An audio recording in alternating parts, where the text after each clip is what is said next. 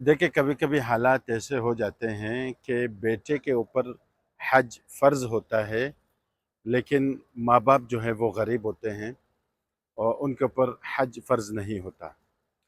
तो इस सूरत में अगर औलाद साहिब इस्तिताअत है और माँ बाप साहिब इस्तिताअत नहीं है, अक्सर लोग ये समझते हैं कि माँ बाप को पहले हज कराना चाहिए, फिर उसके बाद हम अपना हज करेंगे, इसमें ज़्यादा सवाब है। ये तरीका गलत है।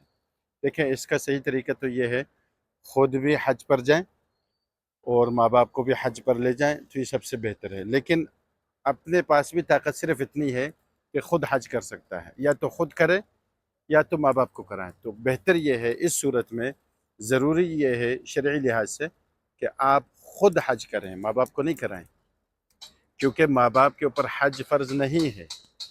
आप उनको कराएंगे तो उनके उनके लिए ये नफल बन जाएगा। आपके ऊपर हज फ़र्ज़ है, तो इस सूरत में आपका हज करना ये ज़्यादा ज़रूरी है। आप पहले अपना हज करें, मुकम्मल कर लें, फिर उसके बाद जब ताकत हो तो आप फिर वालिदैन को बाद में हज करा सकते हैं। वल्लाहु आलम।